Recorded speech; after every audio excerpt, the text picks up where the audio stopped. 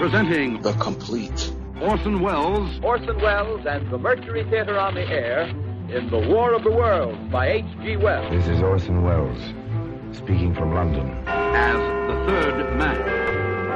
Stand by. We'll be on the air in 15 seconds, Mr. Wells. May I stand help? Stand by, everybody. Mercury Theater on the Air presents Orson Welles as Count Dracula in his own version of Bram Stoker's great novel, Who knows Dracula. what evil lurks in the hearts of men? The shadow knows.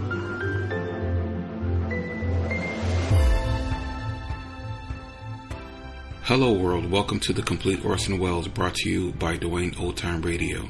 This podcast will feature various classic radio programs ranging mostly from 1936 to 1952 that Orson either produced and directed, was featured on, or starred as a guest. If you enjoy my podcast, you can subscribe to receive notifications of new posts. Subscribing is free and only takes a moment. New episodes are posted weekly.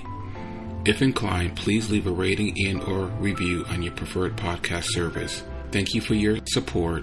Hope you enjoyed the genius of Mr. Welles.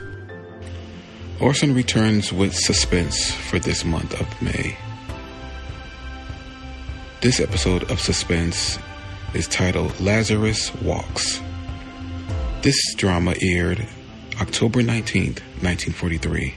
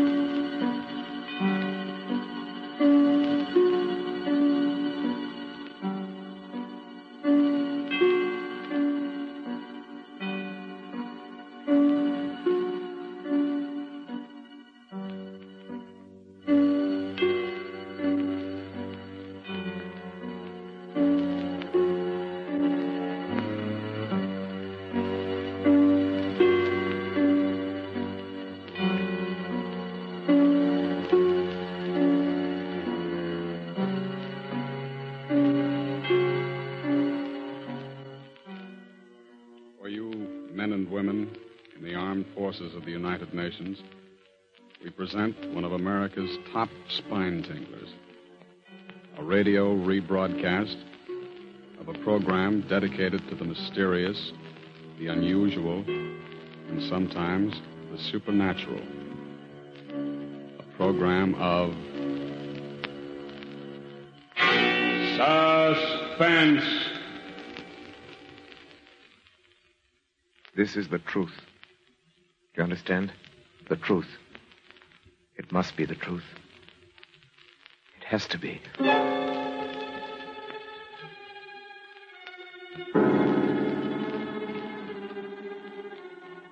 I, Robert Wensley Graham, a doctor and psychiatrist by profession, do hereby of my own free will and volition, albeit with deepest regret, make the following full and complete statement relative to that all but unbelievable series of events which has brought such disaster and misfortune to my house, particularly to my poor wife, Isabel. It had its beginning, properly speaking, some 2 months ago, to be exact, on the evening of July 25th. We were in the drawing room, Isabel at the piano, practicing, as she said. Her Aunt Jane and I on the opposite sides of the room.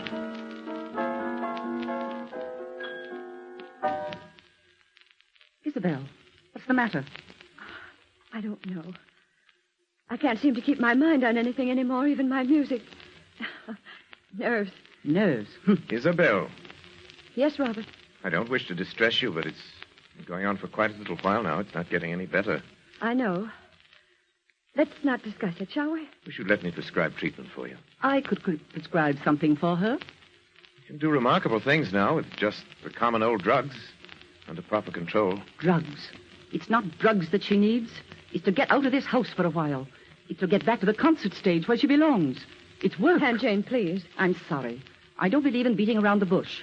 You're an artist. You've got talent. There's no sense in your trying to subordinate yourself to somebody else. Aunt Jane, that's enough. I'm not subordinating myself to anyone. Really, Aunt Jane, you mustn't interfere, you know. Robert doesn't want me to go back on the stage. Darling, it isn't that I don't want you to go back. I'm proud of you. You know that. It's only because I know that going back to a professional career in your present mental condition would be terribly harmful. I know, Robert. I know, you're right. Oh, after all, I'm a doctor. It's my business to know these things. I get it. Probably the hospital. Hello? Yes, it's Dr. Graham. Oh, yes. For who? Huh. Well, when would you like to see me? All right. Fine. No trouble at all. Very well, I'll be expecting you. Goodbye. Isabel, good heavens. What do you suppose that was? Who? Roger Holcomb. Do you remember the case? Roger Holcomb? I remember it.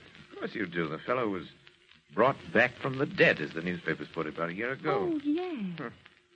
Yeah, he really was dead for 4 full minutes, as far as medical science was concerned.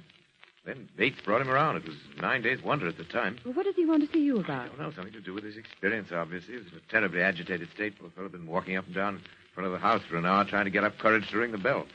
Finally, he phoned from the corner drugstore. Why, the poor man. Why in the world should he do that? Anxiety neurosis. They hounded him, in the most shocking way.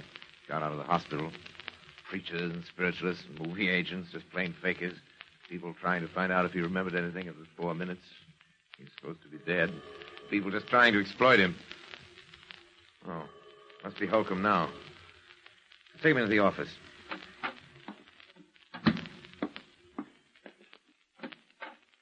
Dr. Graham? Yes, you're Roger Holcomb? Yes. Come in. Pleasure to meet you, Mr. Holcomb. Yes, sir. You come this way, please. My office. Now, just sit down anywhere. Lie down on the couch if you like. You're tired. I am tired. Tired unto death. Give me your hand, please. For heaven's sake, there's nothing wrong with my pulse. If that's all you think it is, I'll go. Why did you come to me, Mr. Holcomb? You know my history? Yes, most medical men do. Up until your disappearance. Yeah, most medical men do, all right. Then they tell me I'm crazy. Do you think you are, Mr. Holcomb? Oh, I see. You're like all the rest. Let go of me, please. Just a minute, Mr. Holcomb. You came to me for advice. For treatment. I suggest you tell me your story. Well, I was told you specialize in strange cases. Things that other men can't explain. And that's true in a way. You know what happened when I got out of the hospital. How Yes. they followed me, questioned me, hounded me day and night, trying to find out if I remembered anything, if I'd experienced anything beyond the grave. Yes, I remember that. Well, then you remember that my answer was always the same. That I remembered nothing. That I knew nothing. Well, I was wrong. Oh? What did you experience during those 4 minutes? I don't know. But it must have been something. Something I don't even dare to think about. How do you know this? Well, it happened the first time on a boat trip, which I'd taken to recover my health. I found myself chatting with a woman who was seated at my table in the dining saloon. She found occasion, as such women often will, to mention her age. She said, after all, I'm not yet 40. And then it happened. What happened? Well, from somewhere came crashing into my mind the certain knowledge of the exact day and year of that woman's birth. And with it, a compulsion to speak out. A compulsion which I could no more have resisted than I could have resisted breathing. I said, Madam, you were born in May, weren't you? May 30th. And she looked at me in utter astonishment. We'd never even seen each other before in our lives. And said, yes. And then I added the date, the year 1900. See, she was well over 40. She'd lied to me. Innocent enough thing, but I had known the truth. And I'd been forced to speak. And I have been ever since. This phenomenon has occurred often? More times than I can remember. Every time a direct lie, no matter how trivial, is uttered in my presence, I suddenly know the answer to that lie. I know the truth. And I'm compelled to speak it. And this condition has existed only since your... Since my 4 minutes beyond the grave, yes. Quite. It's as though in that brief time I glimpsed eternity. As if I'd seen revealed all truth of all the ages. I can never tell you how horrible that's been. I found that men, even the most honest of men, live by lies. Tell me, you have a family, friends who are understanding? Oh, for heaven's sake, Doctor, don't you understand what this has done to me? Yes, I had a family and friends, a girl I was going to marry. Today I'm an outcast, pariah. I'm shunned, feared. I'm hated. Yes, hated. Mr. Holcomb. Mr. Holcomb, I believe that this condition is very real to you. It causes you very real anguish. I want to help you. Do you think you can? I'm confident that I can. Suppose you could arrange to stay with me here at my home for a matter of weeks or months, if necessary. Well, I'll do anything. Good. Anything in the world to be a normal man again, but... But what? Dr. Graham, I can see that you still don't believe me. Oh, no. I beg of you. You don't know the terrible responsibility I'd be to you. I'd be like a spy, like some inexorable prosecutor from another world. Mr. Holcomb, let me worry about that. All right. Is there anyone else in your household who might object? Oh, no, there's only my wife and her aunt. You have your own quarters. It'd be quite comfortable, I assure you. I'm sure I'd be. It's a lovely house, but I've seen of it. Yes, I'm rather lucky. I'm interested in research primarily. Not much money in that, you know, but a couple of years ago I came into quite a nice inheritance. House went with it. What is it? What's the matter? The inheritance was not yours. It was your wife's. The house is your wife's. You were penniless.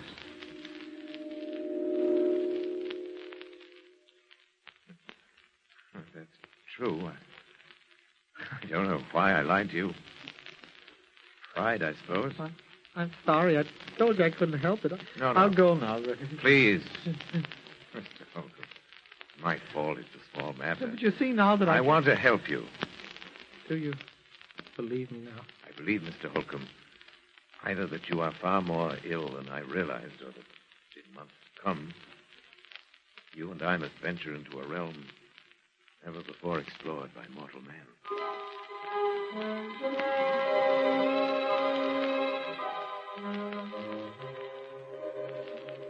It was utterly fantastic, and yet it was true. I checked the facts again and again. He could not possibly have known, and yet he knew. Could you imagine what this meant to a man of science?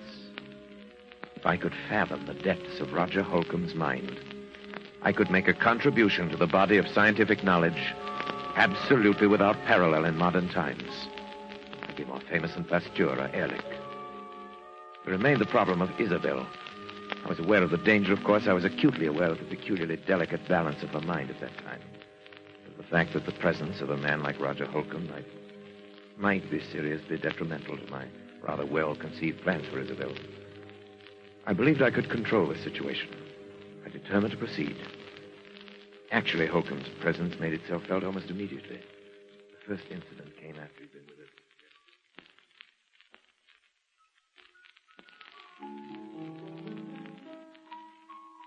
Isabel, please stop that playing and listen to me. Aunt Jane, you know Robert has said I mustn't talk about it, that it's bad for me. I don't care what Robert said. But he's my doctor and my husband. And I'm not sure that he should be either. Aunt Jane, I don't know much about psychiatry, but I do know that making trouble between a husband and a wife... I'm not making anything that isn't there already, and you know it. Good heavens, girl. Look at yourself. Look what's happened to you since your marriage. I've been sick. He's made you sick. That's ridiculous. Maybe it's just that he's afraid of losing you. Maybe he's even afraid of losing your money. But I'm absolutely convinced that whether he's meant to or not, he's made you believe there's something the matter with you that isn't. Aunt Jane, I simply forbid you to talk this way. And now he brings this psychopath into the house. And don't bring Roger into it. He's Robert's patient. It's Robert's work and it's none of our business. What about your own work? It doesn't matter. Doesn't matter? Aunt Jane, you simply don't understand. Robert is my husband. I trust him and I love him. Nothing can ever come between us. I'd destroy anything. I'd kill anyone who tried. Isabel, do something before it's too late. Do what? Get away. Leave him. Divorce him. Anything. Oh, I hope we're not interrupting. Of course not, darling. Hello, Roger. Hello, Isabel. Good afternoon. How are you feeling, Roger? I'm better, I think. I think it would be better if we didn't discuss our states of mind, Isabel. Oh, of course, I'm sorry. Well, would you like me to play something for you? You know, I think I'm beginning to get the feel of it again. Really, I do. You're sure we haven't interrupted some conversation? Of course not. We were just discussing how helpful you've been in getting Isabel back to her work again. Roger. No. No, you were not. You were telling Isabel to divorce her husband. Isabel. I'm sorry. I'm sorry. Roger, come back. Isabel, is that true? You brought him in here deliberately. Is that true? It doesn't matter, I suppose. You've known how I felt for a long time. Yes, I'm afraid I have. Robert, it was all so silly. She didn't mean it. It was just I that did she... mean it. But I did mean it. I'm sorry, Isabel. But I've been under this roof too long as it is. Oh, Jane, you're not leaving us. It's best, Isabel. Yes? Yes, I think it's unquestionably best. Best that you go at once.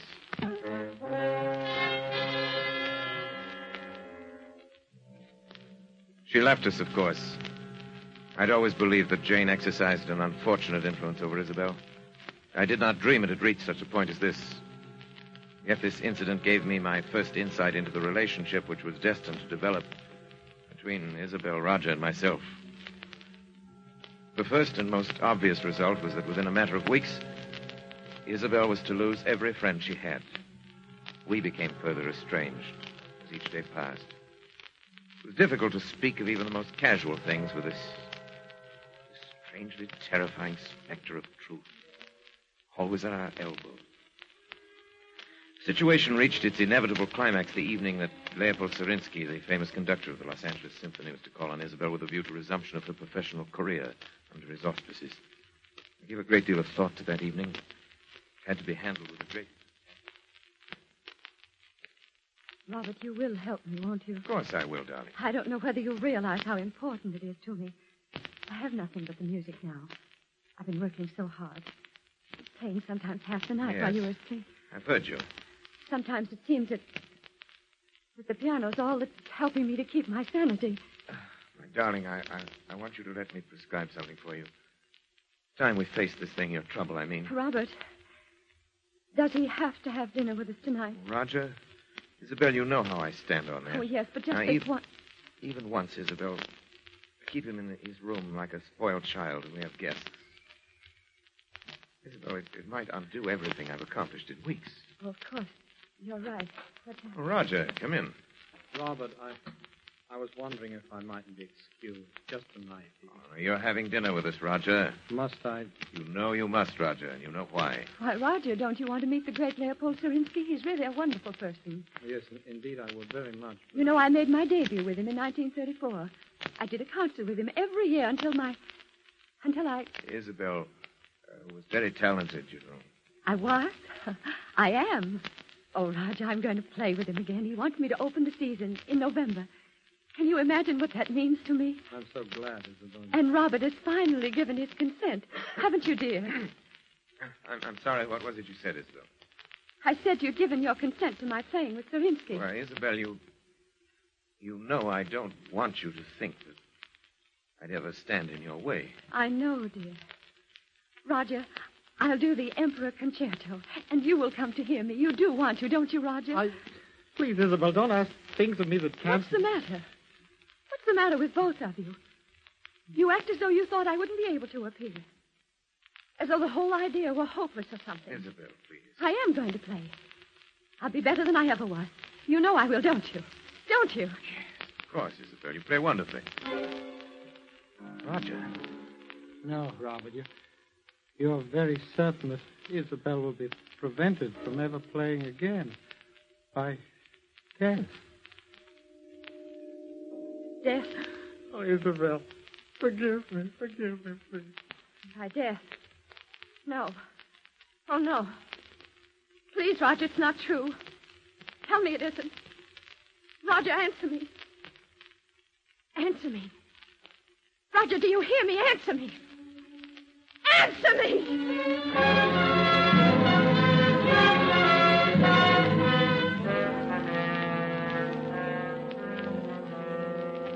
When Serinsky arrived, I told him it would be quite impossible for Isabel to leave her room. The concert was canceled, and indeed, to my knowledge, she's never touched the piano since that day. By now, to even the most casual observer, it must appear only natural that Isabel had every motive for a desperate, almost paranoid hatred of Roger Holcomb. This much was clear to me. The rest, not yet. But one thing from any point of view was certain. I had to keep Roger and Isabel apart. Perhaps what I feared was indeed inevitable. I honestly did not think it so at the time. As a precautionary measure, however, I prescribed a drug for Isabel, which she at last consented to take. I gave her her own supply. She administered it to herself, as I had directed.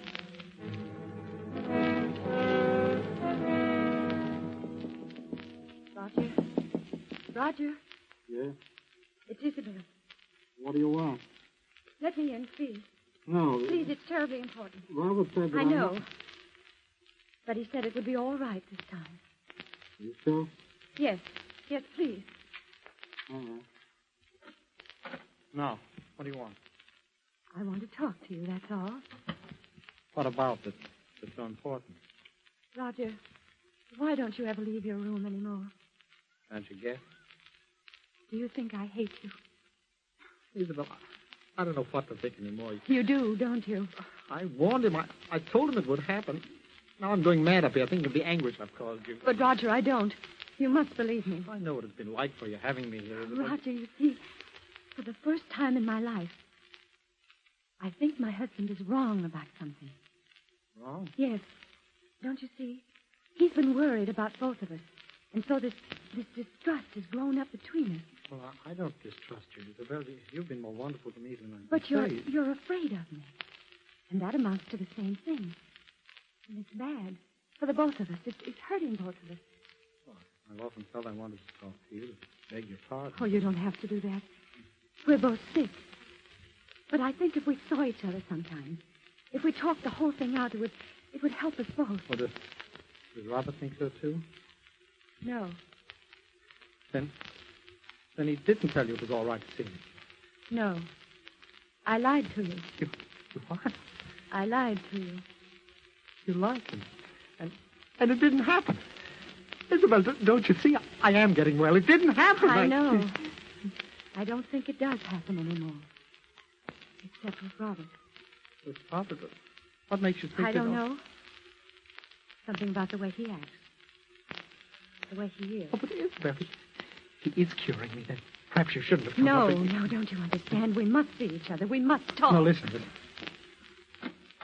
Isabel. Robert, something's happened that I must tell you Please, about. you're completely overwrought. Oh, but Robert, if I you must want... insist. Isabel, why did you do this? I'm You have to have sorry. a sedative right away. Isabel, get the bottle from your room. Mine? Yes, please, hurry. All right. Robert, she lied to me. Yes, I know. But, Roger, I must absolutely forbid you to talk now. You must trust me. All right, but later I want to have a long talk with you. Of course we shall. Here it is.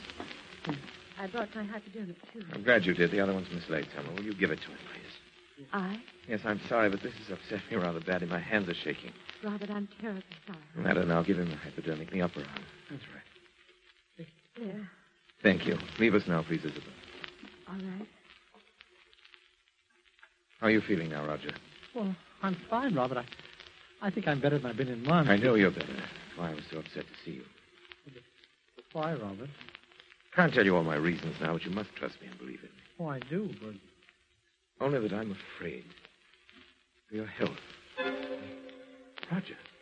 No. You're afraid of murder. What? Murder. Roger, listen to me. Roger. Murder. Roger, what are you talking about? Roger. Roger!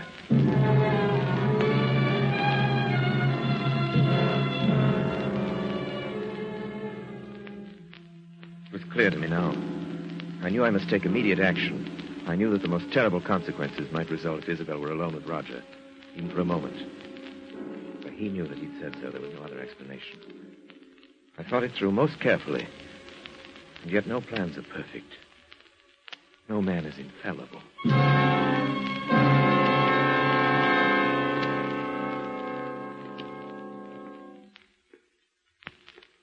Isabel! Robert, frightened. What are you doing?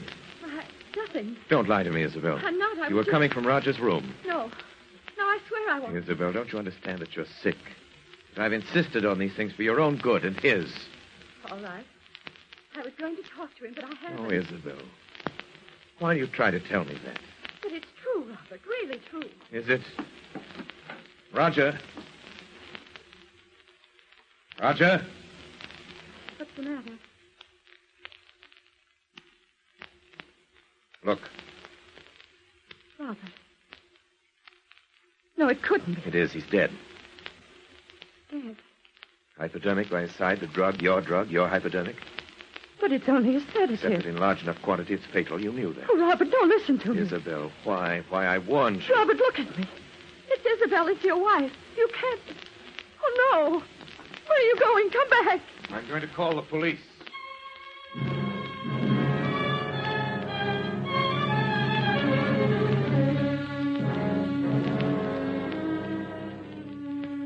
It was perhaps the most terrible decision a man ever had to make, even though it did come not as a shock to me, even from my point of view as a scientist. It was terrible enough. Yet it had to be done, and I had done it. I did not speak to her as we waited, and she made no further attempt to appeal to me. She seemed utterly stupefied, perhaps as a result of the drugs she'd herself been taking. Perhaps because she suddenly realized she was hopelessly trapped. When police arrived, I told the story with as little emotion. Yes, there are fingerprints, all right, on both the bottle and the Those would be hypodermic. my wife's, of course. They both belong to her. Is that true, Mrs. Graham? Yes. Dr. Graham, do I understand, then, that you are formally charging your wife with the murder of Roger Holcomb? Well, you could hardly expect me to do that, could you, Inspector? I'm simply telling you the facts. Yes, but you said she hated Holcomb, and you knew it. My wife has been mentally ill for some time. Now, many people can testify to that. You plead insanity, of course. Dr. Graham, I can't tell you how sorry I am, but the things you have told me add up to only one thing, as you yourself obviously recognize. Yes. Your wife, Isabel Graham, murdered Roger Holcomb. What did you say? I said your wife, Isabel Graham, murdered Roger Holcomb. No. I murdered him.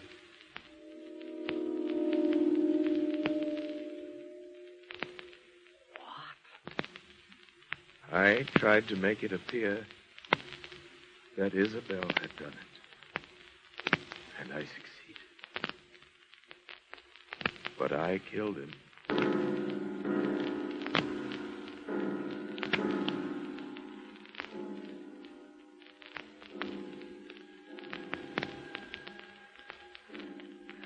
No plans are perfect. No man is infallible.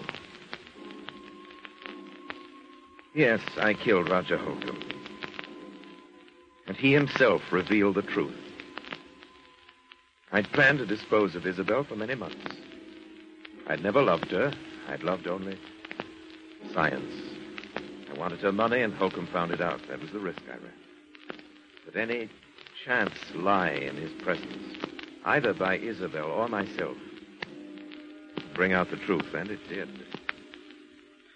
I had no alternative once he'd discovered that but to kill him. It's easy enough to throw the blame on Isabel. I had not counted on that terrible compulsion for the truth. That strange affliction of Roger Holcomb's.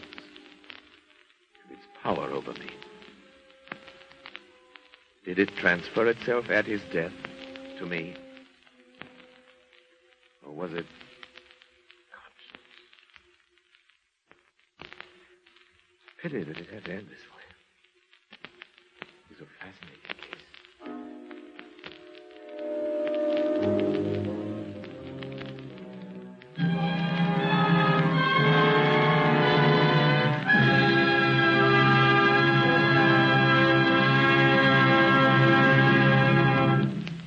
And so closes Lazarus Walks, starring Orson Welles. Tonight's tale of Suspense.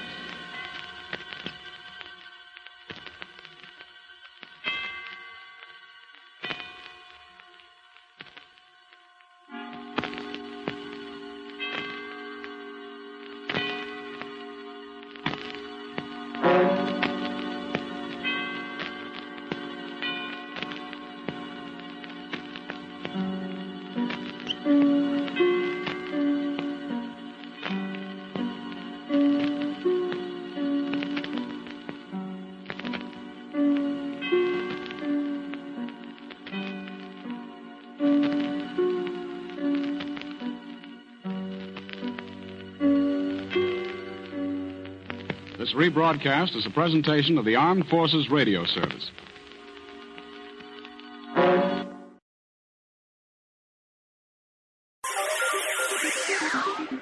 Thank you for listening to and showing your support for my podcast. If you would like to receive notifications of when new episodes are posted, please subscribe to my channel.